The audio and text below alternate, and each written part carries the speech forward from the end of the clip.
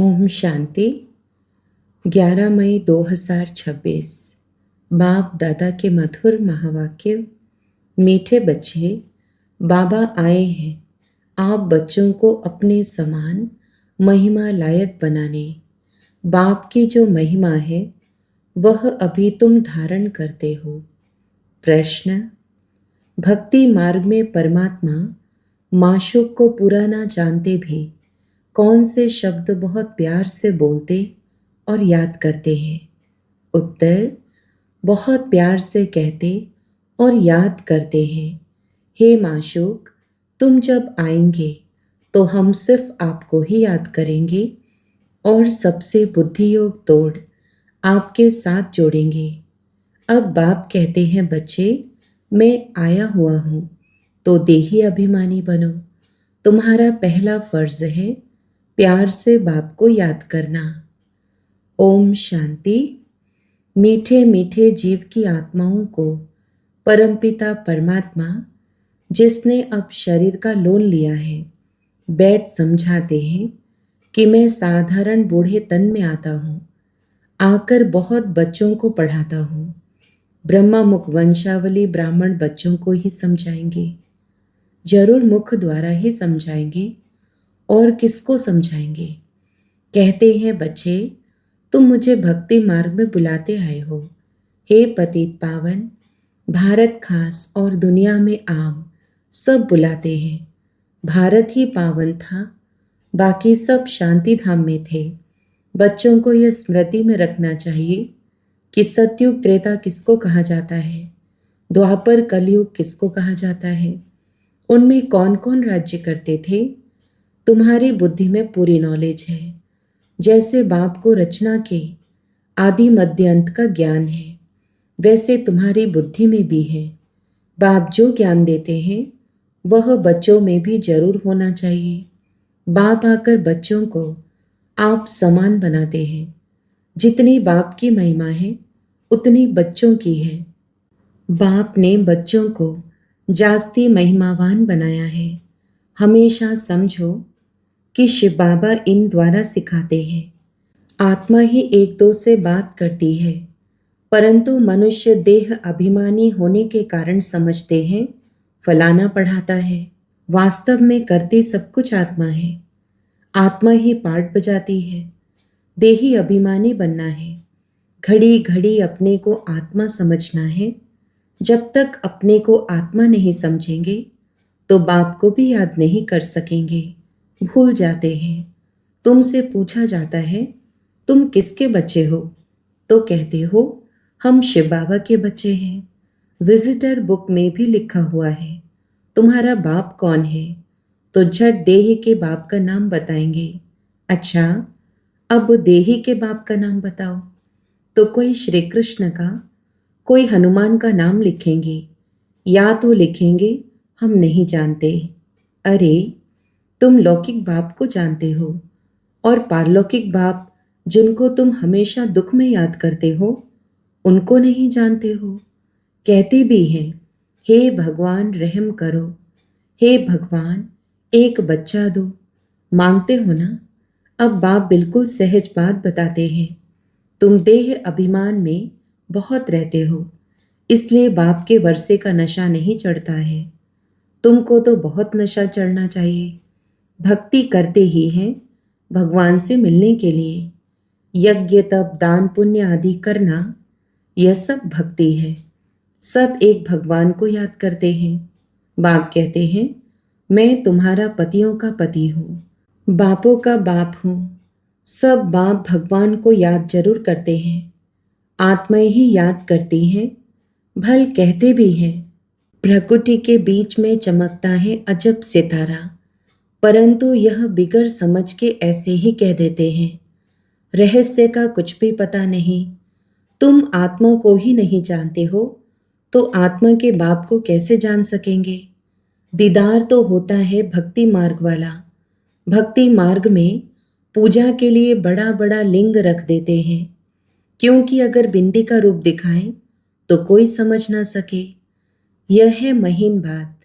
परमात्मा जिसको अखंड ज्योति स्वरूप कहते हैं, मनुष्य कहते हैं उनका कोई बहुत बड़ा रूप है। ब्रह्म समाजी मठ वाले ज्योति को परमात्मा कहते हैं। दुनिया में यह किसको पता नहीं है, परमपिता परमात्मा बिंदी है तो मूंझ पड़े हैं। बच्चे भी कहते हैं बाबा किसको याद करें, हमने तो सुना था वह बड़ा लिंग है, उनको याद किया जाता है, अब बिंदी को कैसे याद करें। अरे तुम आत्मा भी बिंदी हो, बाप भी बिंदी है। आत्मा को बुलाते हैं, वह जरूर यहाँ ही आकर बैठेंगे। भक्ति मार्ग में जो साक्षात्कार आदि होता है, यह है सब भक्ति। भक्ति भी एक की नहीं करते, बहुतों को भगवान बना दिया है। भगत जो भक्ति करते रहते हैं उनको भगवान कैसे कहेंगे। अगर परमात्मा सर्वव्यापी कहते हैं तो फिर भक्ति किसकी करते हैं। सो भी भिन्न प्रकार की भक्ति करते हैं। बाप समझाते हैं बच्चे ऐसे मत समझो कि हमको अनेक वर्ष जीना है, अभी समय बहुत नज़दीक होता जाता है। निश्चय रखना है, बाबा को ब्रह्मा द्वारा स्थापना करानी है। बाप खुद कहते हैं मैं इस द्वारा तुमको सृष्टि के आदि मध्य अंत का राज बताता हूँ। गाते भी हैं ब्रह्मा द्वारा स्थापना। यह नहीं जानते कि नई दुनिया को विष्णुपुरी कहा जाता है, अर्थात विष्णु के 2 रूप राज्य करते थे। किसको पता नहीं है कि विष्णु कौन है। तुम जानते हो कि यह ब्रह्मा सरस्वती ही फिर विष्णु के 2 रूप लक्ष्मी नारायण बन पालना करते हैं। ब्रह्मा द्वारा स्थापना, विष्णुपुरी अर्थात स्वर्ग की फिर पालना करेंगे। तुम्हारी बुद्धि में आना चाहिए बाप ज्ञान का सागर है, मनुष्य सृष्टि का बीज रूप है। वह इस ड्रामा के आदि मध्य अंत को जानते हैं। वही पतित पावन है। जो बाप का धंधा है वही तुम्हारा है। तुम भी पतित से पावन बनाते हो। दुनिया में एक बाप के 3-4 बच्चे होंगे।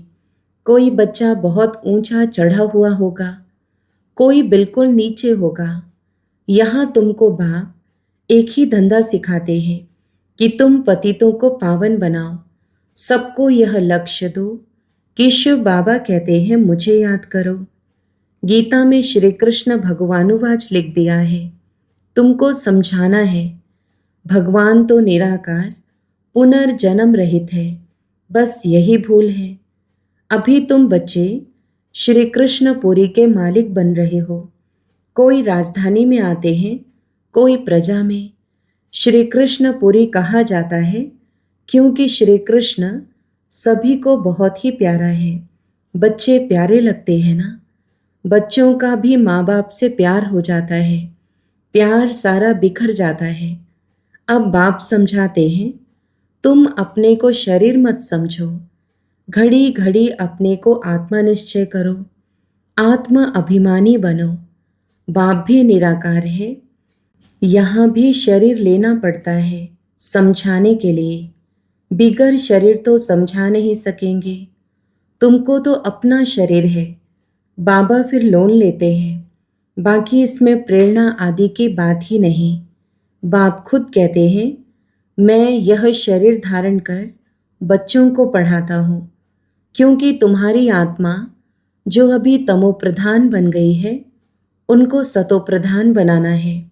गाते भी हैं पतित पावन आओ, परंतु अर्थ नहीं समझते। अभी तुम समझते हो बाप कैसे आकर पावन बनाते हैं, यह भी तुम जानते हो। सतयुग में सिर्फ हमारा ही छोटा झाड़ होगा, तुम स्वर्ग में जाएंगे। बाकी जो इतने खंड हैं उनका नाम निशान नहीं होगा। भारत खंड ही स्वर्ग होगा। परमपिता परमात्मा ही आकर हेवन की स्थापना करते हैं। अभी हेल है। प्राचीन भारत खंड ही है जहाँ देवताओं का राज्य था, अब नहीं है। उन्हों के यहाँ मंदिर हैं, चित्र हैं, तो भारत की ही बात हुई। यह कोई भी भारतवासी की बुद्धि में नहीं आता कि भारत स्वर्ग था। यह लक्ष्मी नारायण मालिक थे और कोई खंड नहीं था। अब तो अनेक धर्म आ गए हैं। भारतवासी धर्म भ्रष्ट, कर्म भ्रष्ट बन गए हैं।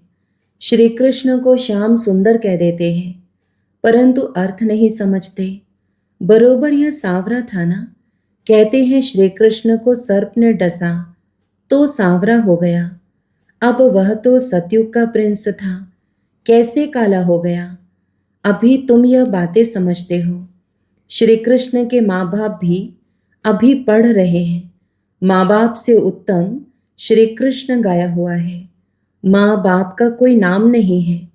नहीं तो जिस माँ बाप से ऐसा बच्चा पैदा हुआ वह माँ बाप भी प्यारे होने चाहिए, परंतु नहीं। महिमा सारी राधे कृष्ण की है, माँ बाप की कुछ है नहीं। तुम्हारी बुद्धि में ज्ञान है, ज्ञान है दिन, भक्ति है रात। अंधियारी रात में ठोकरे खाते रहते हैं। अभी तुम बच्चों को समझाया जाता है घर में रहो, यह सर्विस भी करते रहो। कोई को भी समझाओ। तुम आधा कल्प के आशिक हो, एक माशूक के। भक्ति मार्ग में सभी उनको याद करते हैं तो आशिक ठहरे ना, परंतु माशूक को पूरा जानते नहीं हैं। याद बहुत प्यार से करते हैं। हे माशूक, तुम जब आएंगे तो हम सिर्फ आपको ही याद करेंगे और सबसे बुद्धि योग तोड़ आपके साथ जोड़ेंगे। ऐसे तो गाते थे ना, परंतु बाप से हमको क्या वर्षा मिलता है यह किसको भी पता नहीं है। अब बाप समझाते हैं, तुम देही अभिमानी बनो। बाप को याद करना तुम बच्चों का पहला फर्ज है। बच्चा हमेशा बाप को, बच्ची माँ को याद करती है। हम जिनसे है ना। बच्चा समझता है हम बाप का वारिस बनेंगे। बच्ची थोड़े ही कहेगी, वह तो समझती है हमको पियर घर से ससुर घर जाना है। अब तुम्हारा निराकार और साकार पियर घर है। बुलाते भी है परमपिता परमात्मा, रहम करो, दुख हरो सुख दो, हमें लिबरेट करो, हमारा गाइड बनो। परंतु उसका अर्थ बड़े बड़े विद्वान आचार्य भी नहीं जानते हैं। बाप तो सर्व का लिबरेटर है, वही सबका कल्याणकारी है। बाकी वह अपना ही कल्याण नहीं कर सकते तो औरों का क्या करेंगे। यहाँ बाप कहते हैं, मैं गुप्त आता हूँ। खुदा दोस्त की कहानी सुनी है ना। अब यह पुल है कलयुग और सतयुग के बीच का, उस पार जाना है। अब खुदा तो बाप है, दोस्त भी है। माता पिता शिक्षक का पार्ट भी बजाते हैं। यहाँ तुमको साक्षात्कार होता है तो जादू जादू कह देते हैं। साक्षात्कार तो नौंधा भक्ति वालों को भी होते हैं। बहुत तीखे भक्त होते हैं। दर्शन दो, नहीं तो हम गला काटते हैं, तब साक्षात्कार होता है।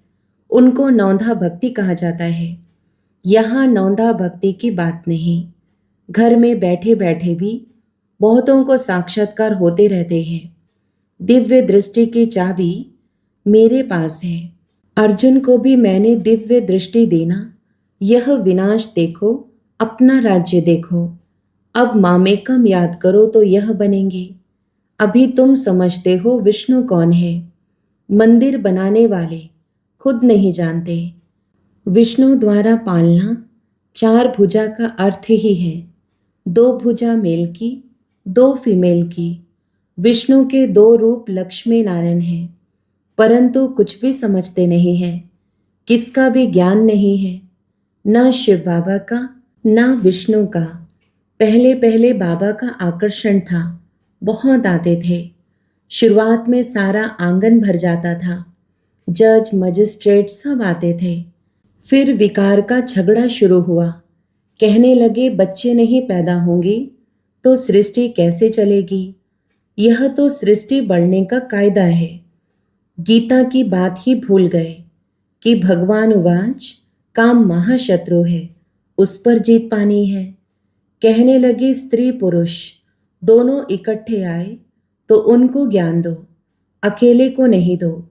अब दोनों भी आए तो देवे ना। देखो दोनों को इकट्ठा भी देते हैं तो भी कोई ज्ञान लेते हैं, कोई नहीं लेते हैं। तकदीर में नहीं होगा तो क्या कर सकते हैं। एक हंस एक बगुला बन पड़ते हैं। यहाँ तुम ब्राह्मण देवताओं से भी उत्तम हो। जानते हो हम ईश्वरीय संतान हैं, शिव बाबा के बच्चे हैं। वहाँ स्वर्ग में तुमको यह ज्ञान नहीं रहेगा। न जब निराकारी दुनिया मुक्ति धाम में होंगे तब यह ज्ञान होगा।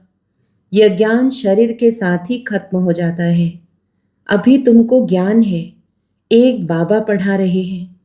अब यह खेल पूरा होता है, सब एक्टर्स हाजिर हैं। बाबा भी आया है, रही हुई आत्माएं भी आती रहती हैं। जब सब आ जाएंगे तब विनाश होगा, फिर सबको बाप साथ ले जाएगा। सबको जाना है, इस पतित दुनिया का विनाश होना है। अच्छा, मीठे मीठे सिकीलधे बच्चों प्रति माता पिता बाप दादा का याद प्यार और गुड मॉर्निंग। रूहानी बाप के रूहानी बच्चों को नमस्ते। हम रूहानी बच्चों की भी रूहानी माता पिता बाप दादा को याद प्यार, गुड मॉर्निंग और नमस्ते। धारणा के लिए मुख्य सार। पहला, पतित से पावन बनाने का धंधा जो बाप का है वही धंधा करना है।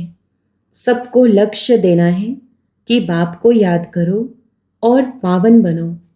दूसरा, यह ब्राह्मण जीवन देवताओं से भी उत्तम जीवन है। इस नशे में रहना है। बुद्धि का योग और सबसे तोड़ एक माशूक को याद करना है। वरदान, त्याग और स्नेह की शक्ति द्वारा सेवा में सफलता प्राप्त करने वाले स्नेही सहयोगी भव।